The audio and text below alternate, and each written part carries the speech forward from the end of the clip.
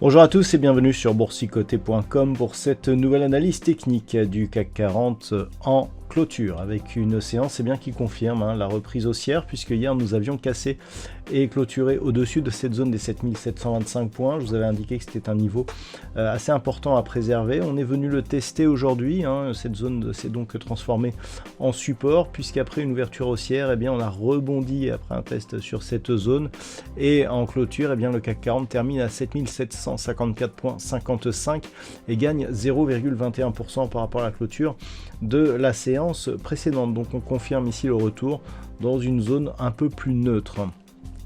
Au niveau des indicateurs techniques, on est toujours sur une dynamique haussière au sens des histogrammes du MACD, un RSI qui est neutre et des volumes inférieurs à la moyenne, ce qui n'est pas une très bonne nouvelle justement pour ce rebond.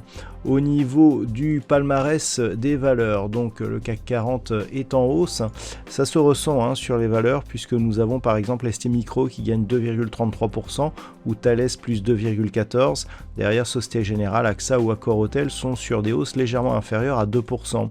Au niveau des plus fortes baisses, Engie perd 2,26%, Kering moins 2,08%. Puis derrière, Sanofi, Renault ou Pernod Ricard sont plutôt sur des baisses autour de 1%.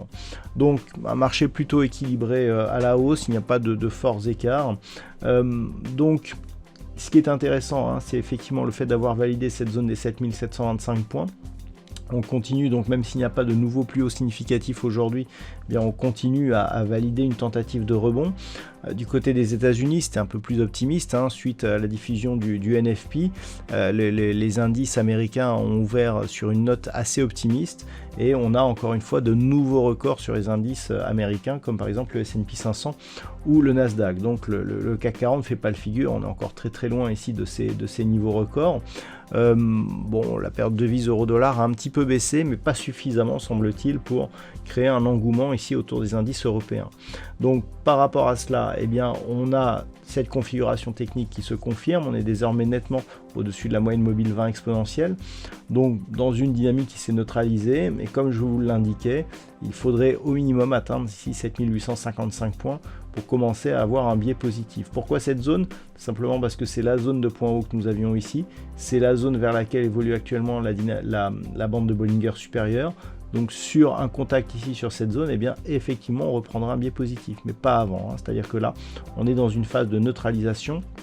Si les cours, ces jours prochains passent ici sous 7725 points, on aura une dynamique qui pourrait redevenir baissière. Il faudrait désormais repasser ici sous 7670 points.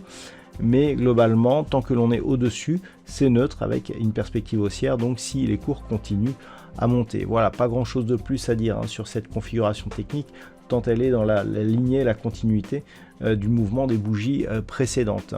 En termes de statistiques, la configuration technique nous donne assez peu d'occurrences, en tout cas ce qui semblerait. Donc c'est une statistique qui est vraiment donnée à titre indicatif et qu'il ne faut pas prendre en compte. On a un nombre d'occurrences très faible, donc a priori on aurait une phase de stabilisation suivie d'une potentielle reprise d'un mouvement haussier, mais qui serait avec une faible, donc ça reste plutôt haussier, même si la conviction reste limitée, liée justement à l'amplitude des statistiques, mais surtout au nombre d'occurrences. Voilà, donc on regardera plutôt la statistique d'hier qui sera la même donc pour demain.